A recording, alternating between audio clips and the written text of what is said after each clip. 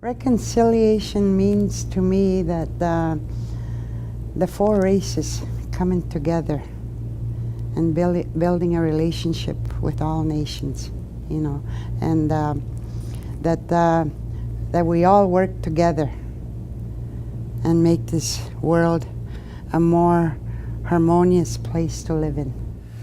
Reconciliation.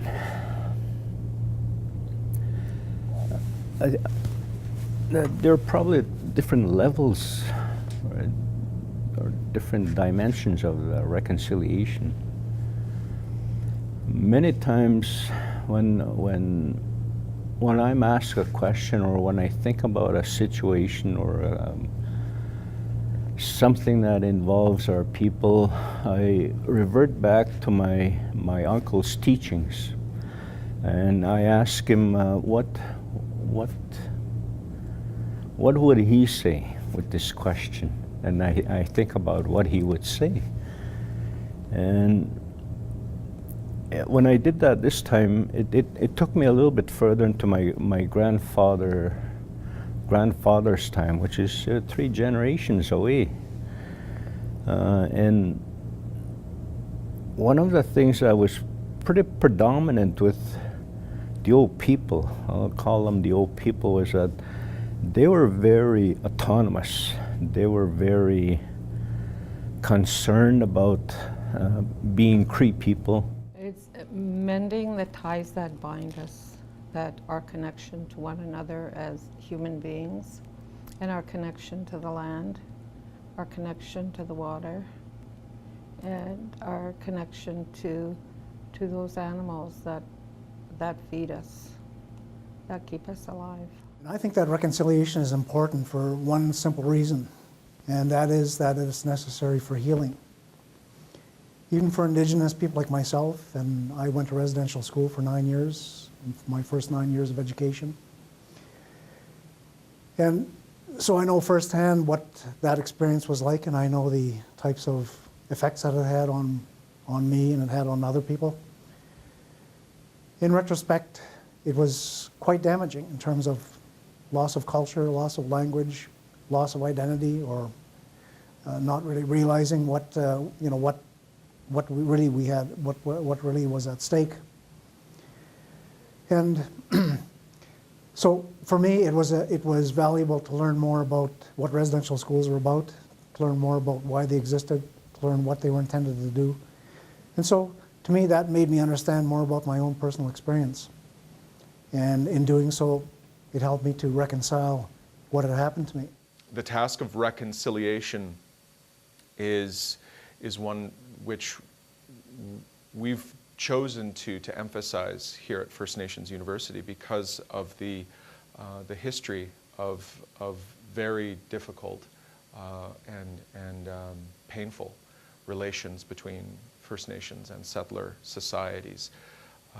It's a task where we need to come to understand one another better. We need to share our understandings of history, because very often the histories that we receive in classes do not reflect the experiences of First Nations peoples who were often disadvantaged, marginalized, oppressed.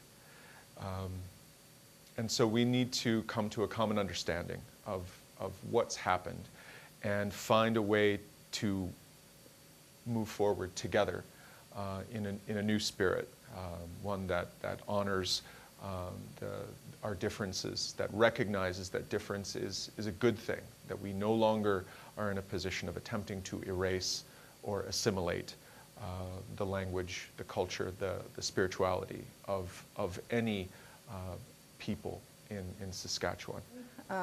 The first thing I would say is it's important because we want to acknowledge that with the residential schools, that residential schools are real. They didn't happen 300 years ago.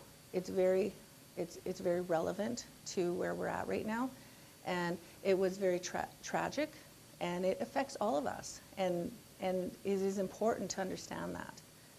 And so that's the past, looking at the past and saying this happened, and this is why we are where we're at, and acknowledge that. And that's where reconciliation comes in the TRC. And then I guess the second one is reflection, and that's what we're doing now, is looking at saying there was a failure to protect the children. There was a failure to protect Aboriginal identity, to protect culture. There was a lot of things that went wrong, and that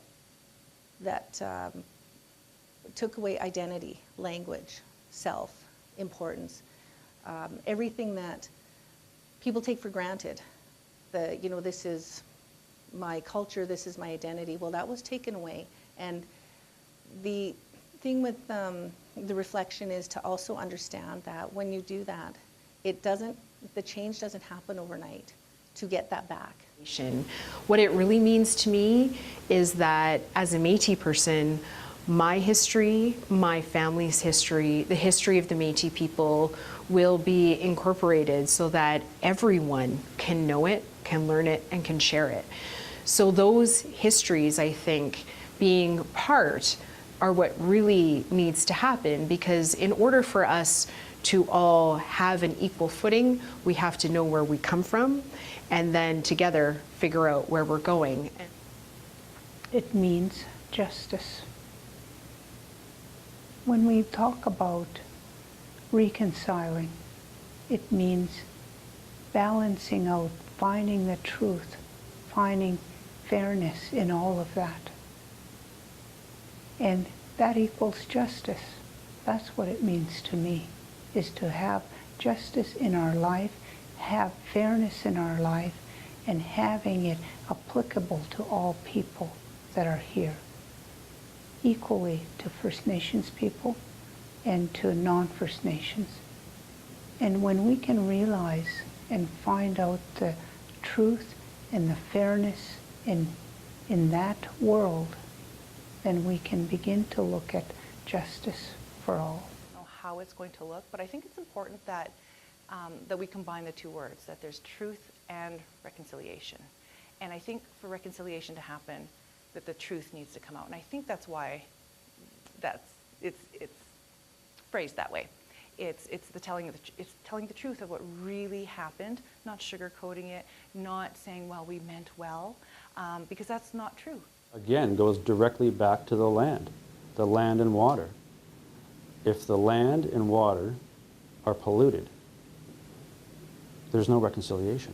That's the great overriding injustice of colonialism, is the pollution of our territories and the dispossession of Indigenous peoples from the lands and waters.